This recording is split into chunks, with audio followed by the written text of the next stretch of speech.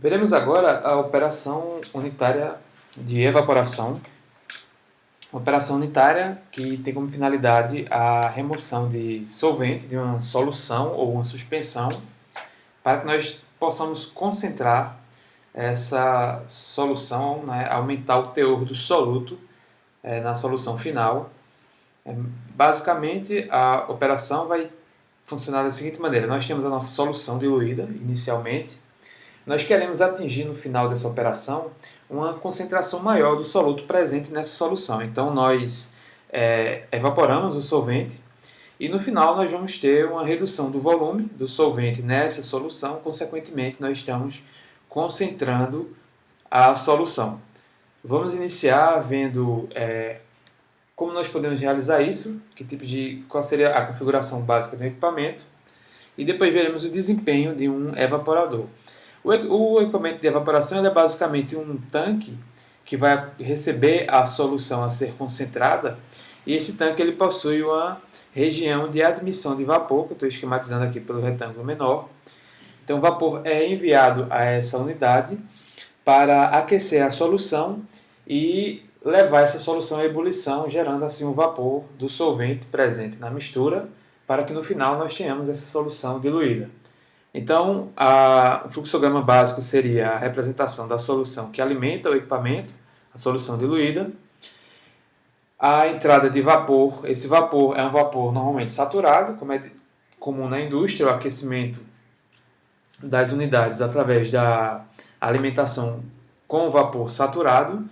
E esse vapor vai aquecer a solução, levá-la até o ponto de ebulição, para que a gente tenha produção do vapor a partir do solvente dessa solução e no final a solução concentrada. Esse vapor ele entra saturado, na temperatura de saturação, qualquer quantidade de energia que o vapor perde já vai devolver aquela substância à sua forma líquida. Então a gente normalmente vai ter a remoção do condensado no equipamento, né? Esse condensado ele vai se formar imediatamente após o contato do vapor saturado com a solução. Esse contato se dá através de tubos, nessa região chamada de caixa de vapor. É uma região semelhante a um trocador de calor, a gente também pode chamar essa região de calandra. Ele é composto por vários tubos e não tem comunicação com a região onde fica acumulada a solução. E através desses tubos, por onde circula ou o vapor ou a solução a ser concentrada, vai ocorrer a troca de energia, a troca de calor para a ebulição da solução. Os parâmetros que nós precisamos conhecer para trabalhar com os evaporadores são as temperaturas de cada uma das correntes, temperatura da solução diluída, do vapor gerado e da solução final, a concentração do soluto, que é de interesse, né, no final do processo e também no início. Obviamente que as vazões, tanto de alimentação como de vapor e produto, e a vazão de vapor saturado que a gente envia ao equipamento. E alguns outros parâmetros que nós veremos qual a utilidade deles em breve, que é a entalpia de cada uma dessas correntes, que vai me dizer, quando for necessário, de que forma a energia está variando entre elas. Eu tenho que saber também em que temperatura a minha solução, né, o solvente presente na minha solução vai entrar em ebulição. Eu estou chamando essa temperatura de TL. E a pressão interna do equipamento. Para que a gente consiga evaporar o nosso solvente da solução, sem que para isso a gente tenha que elevar a valores muito altos a temperatura, a gente pode fazer o seguinte: a gente pode operar o equipamento com a pressão reduzida. Quando a gente reduz a pressão do sistema, a temperatura de ebulição de uma substância vai ser mais baixa do que na pressão normal. Então, normalmente os equipamentos de evaporação eles trabalham com pressões abaixo da pressão atmosférica, eles trabalham sob vácuo. Com isso, a gente consegue gerar o vapor, a gente consegue ferver a solução para evaporar o solvente sem necessidade de altas temperaturas. Isso é importante principalmente quando o soluto da solução ele apresenta sensibilidade a altas temperaturas, podendo sofrer algum tipo de degradação, algum tipo de alteração das características desse produto. Então nós vamos ter uma pressão P0.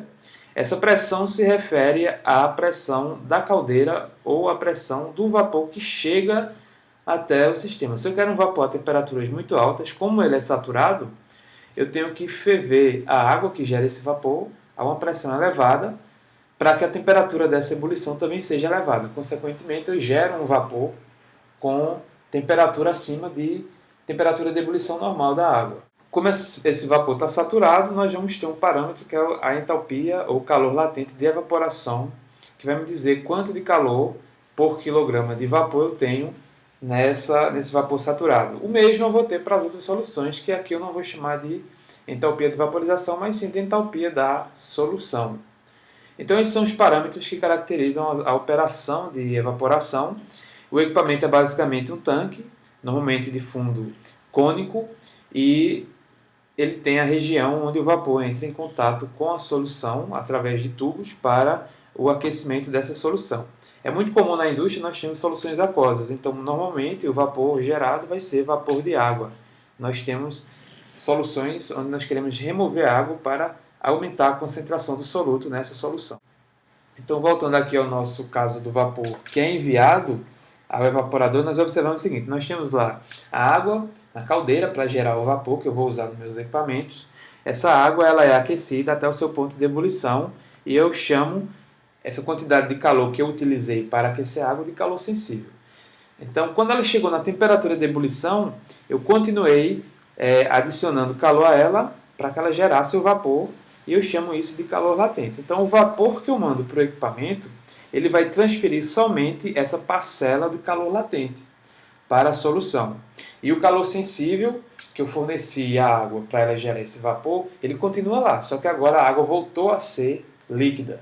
Então, eu posso, se for viável, retornar essa água para a caldeira para ter a nova evaporação. Então, aquele combustível que eu gastei para gerar a água quente e fornecer esse calor para ela, ele não vai ser necessário mais. Eu agora só vou gastar combustível para gerar o vapor que carrega esse calor latente, porque é esse calor que ele transfere para o equipamento. Então, esse é um dos motivos de nós utilizarmos o vapor saturado. Vai ser mais econômico para a gente em termos de consumo de combustível.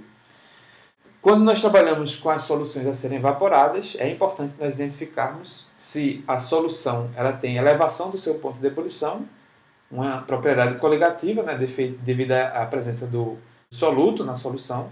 Ele pode fazer com que o solvente tenha um aumento da sua temperatura de ebulição.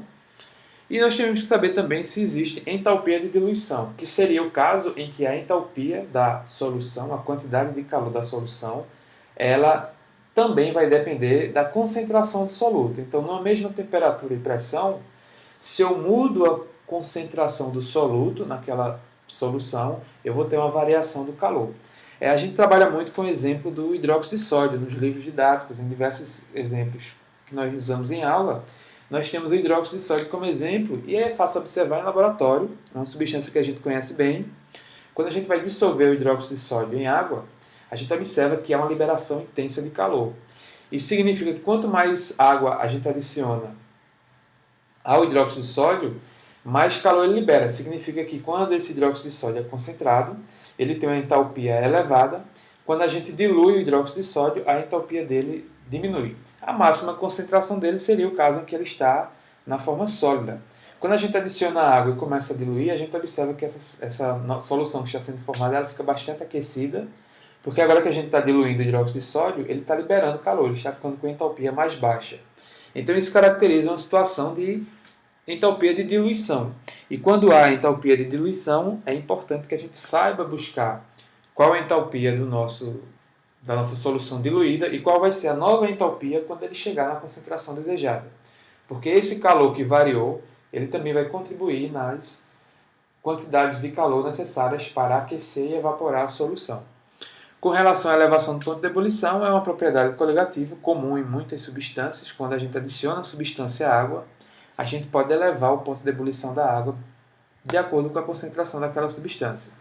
Então, existem diagramas que nos permitem prever para diversas misturas qual vai ser a elevação do ponto de ebulição da água, de acordo com a concentração do soluto, e também existem diagramas que nos permitem encontrar a entalpia de diluição em função da concentração de soluto na solução.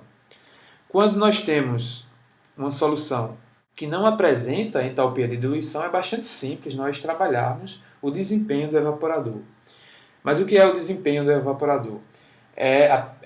Nós sabemos calcular, né, a gente quer procurar qual é a quantidade de vapor que a gente deve mandar ao evaporador para ele gerar a minha solução concentrada. Quanto de vapor ele vai gerar, ele precisa evaporar para a minha solução concentrar, a área de troca de calor necessária para isso. Né? Então, isso é o que eu chamo de desempenho do meu evaporador, é calcular e dimensionar esse equipamento. Quando não existe a entalpia de diluição, quando a minha solução, quando a água na minha solução, ela não apresenta variação de entalpia devido à concentração, nem apresenta elevação do ponto de ebulição, eu vou usar um balanço de energia simples. Esse balanço de energia vai levar em consideração duas quantidades de calor. Nós vamos ter o calor que é total, né? Que ele é o calor que o vapor saturado transfere para a solução. Como aquele vapor é saturado, então eu preciso conhecer esse parâmetro lambda zero, que é o que nós chamamos de entalpia de evaporação ou calor latente de evaporação. É a quantidade de calor que eu devo fornecer à água quando ela está na mudança de fase. Então, nós encontramos esse valor facilmente em tabelas de propriedades da água saturada. Basta que nós conheçamos a pressão em que esse vapor saturado foi gerado, que a gente encontra a que temperatura ele se encontra e também qual é a entalpia de evaporação dele, que é dado em quilojoules por quilograma ou qualquer outra unidade de energia por unidade de massa. E aí, como ele é dado em unidade de energia por unidade de massa, eu multiplico esse valor pela massa total de vapor que está sendo enviada ao equipamento e eu tenho a quantidade total de calor que a minha solução utilizou para gerar o vapor e ficar concentrado. E essa quantidade total de calor é dividida em duas porções. Uma delas eu vou chamar de calor sensível, que é a quantidade de calor que eu preciso utilizar para aquecer a minha solução, da temperatura em que ela se encontrava no início até a temperatura de ebulição dela dentro do equipamento. Nós conhecemos essa fórmula, é a massa da substância vezes o calor específico, que nesse caso é a água, vezes a variação de temperatura, que seria a temperatura inicial até chegar na temperatura de ebulição, então ΔT é essa variação. E no caso dos evaporadores, nós chamamos essa massa de F, que é a vazão mássica, né, da nossa solução diluída, calor específico da água e a diferença de temperaturas entre a solução final, que naturalmente estará mais quente, e a temperatura da nossa solução inicial, a diluída. Então essa quantidade de calor é a quantidade de calor latente, é a quantidade de calor que a gente primeiro vai fornecer à nossa solução para que ela consiga atingir a temperatura de ebulição da água lá dentro do equipamento. Depois disso, a gente vai ter que fornecer calor latente. Então, sabendo a que temperatura a água vai ferver dentro do equipamento, também vou numa tabela e encontro o calor latente da água, de evaporação, né, para aquela pressão do equipamento. E multiplicando pela quantidade de vapor que eu quero gerar, né, eu quero reduzir o volume da água. Então, eu tenho que retirar uma certa quantidade da água daquela solução inicial. E essa quantidade de água que eu vou retirar, essa massa de água que eu vou remover, ela vai sair na forma de vapor, que eu chamei de V1. Então, eu quero aquecer toda a solução até a temperatura de ebulição. Mas eu só quero evaporar essa massa, que eu chamo de V1. Então, eu multiplico a quantidade de massa que eu quero transformar em vapor pelo seu calor latente, que foi o mesmo que eu fiz aqui. E a soma desses dois tipos de calor vai me dar o calor total. Então, eu posso escrever que Q é igual ao calor sensível mais o calor latente. E eu posso escrever também a equação dessa forma. Q é igual ao calor que o vapor leva para o equipamento, o vapor que veio lá da caldeira, V0 vezes lambda zero. E esse calor tem que dar conta do calor sensível, que é a quantidade de calor que eu preciso fornecer para aquecer a solução. E também tem que dar conta do calor latente para gerar aquele vapor, que é o vapor que eu quero retirar, a massa de água que eu quero retirar da minha solução. Então essa é a forma de nós calcularmos a quantidade V0. Normalmente nós sabemos qual é a solução inicial e qual é a quantidade de vapor que a gente quer gerar. Isso a gente encontra num balanço de massa simples. Né? Eu sei qual é a concentração inicial da minha solução e sei qual é a concentração final. Digamos que eu sei quanto eu quero produzir da minha solução concentrada. Então, com essas informações, eu consigo achar quanto eu preciso alimentar no equipamento, que é o F, e quanto de vapor eu preciso gerar no equipamento, que é o V1. Então, esses valores normalmente vão vir no balanço de massa. As temperaturas nós encontramos em tabelas de propriedades da água, assim como calor específico e lambda. E aí fica faltando a gente achar o V0, que a gente acha utilizando essa equação, que só é válida quando não há entalpia de diluição na minha solução. Quando nós tivermos essa equação montada, a gente vai encontrar aqui o que nós chamamos de consumo, que é o V0. Consumo porque é a quantidade de vapor que a gente manda para o equipamento para que ele possa gerar o produto desejado.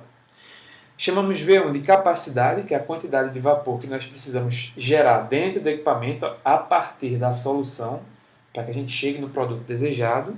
E quando eu faço uma relação entre V1 e V0, entre a capacidade e o consumo, eu tenho o que eu chamo de economia. O ideal é que cada quilograma de vapor que eu mandasse para o equipamento evaporasse 1 quilograma de água. Então a gente faz essa relação para saber o quão distante dessa possibilidade eu estou.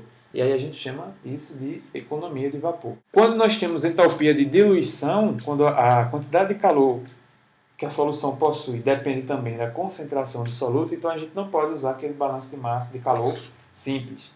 Nós temos que usar um balanço de entalpia, que simplesmente, assim como no balanço de energia do balanço de massa, é quantificar, é igualar a quantidade de entalpia que entrou no sistema com a quantidade de entalpia que sai do sistema. Então, a quantidade de entalpia que entra no sistema é a entalpia contida na alimentação, então vai ser a vazão de alimentação vezes essa entalpia. Esse valor ele é encontrado nos diagramas, como eu falei, e ele é dado em energia por unidade de massa. Então, é por isso que nós multiplicamos pela vazão mássica. Essa entalpia que entrou na solução diluída, entra também a entalpia carregada pelo vapor que eu mando para o equipamento, aquele vapor que vem lá da caldeira. E a entalpia que vai deixar o sistema é a entalpia do produto. Né? Quando ele concentra, a entalpia dele muda, então eu tenho que balancear isso na minha equação. E a entalpia do vapor gerado. Vejam que aqui nós não estamos chamando essa entalpia de lambda 1, que seria a entalpia de evaporação, de mudança de fase. Por quê? Como eu falei, é comum que o evaporador trabalhe a pressões reduzidas, abaixo da pressão atmosférica. E a gente manda para lá a nossa solução, e essa solução, na situação de variação de entalpia, ela também apresenta a elevação do ponto de ebulição. Significa o seguinte, que a temperatura de ebulição da água, quando eu tenho o soluto presente nela, é maior do que a temperatura de ebulição da água pura. Então, o que é que vai acontecer dentro do equipamento? Eu tenho um soluto misturado lá com a água, então a temperatura de ebulição da água nessas condições vai ser maior do que se ela estivesse pura.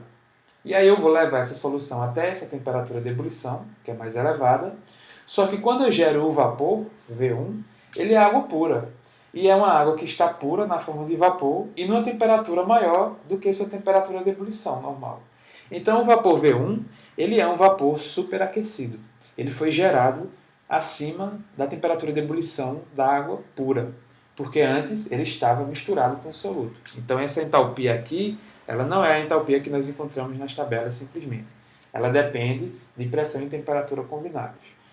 E essa aqui, que eu chamo de lambda, eu só preciso saber ou temperatura ou pressão, porque eu não posso ter para uma mesma temperatura vários tipos de lambda zero, só tem um.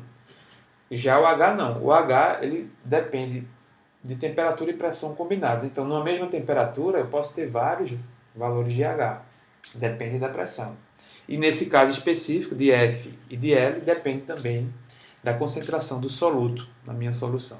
Então, eu faço o balanço de entalpia e vejo que o objetivo, assim como no balanço de energia, é encontrar o valor de V0. Porque F, L e V1 nós encontramos em balanço de massa. H a gente acha nos diagramas de entalpia.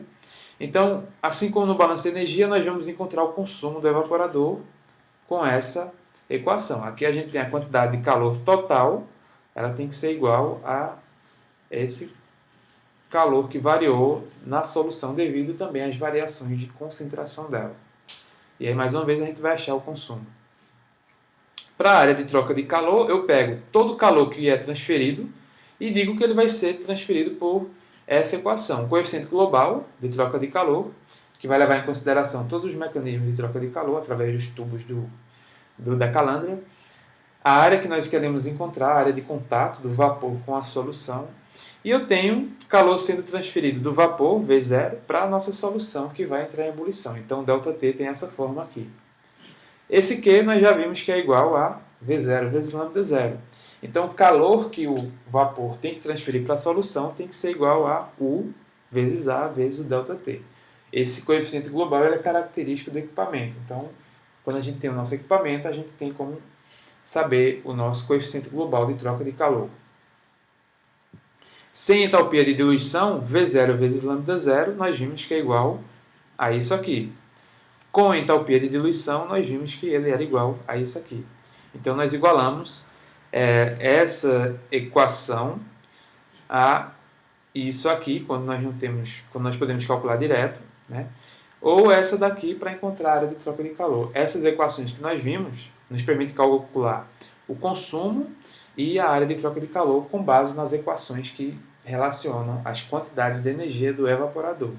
E aí, dessa forma, nós temos as condições de trabalhar com o que nós chamamos de desempenho do evaporador, que é determinar esses parâmetros que nós vimos aqui. O consumo, a capacidade e a área de troca de calor.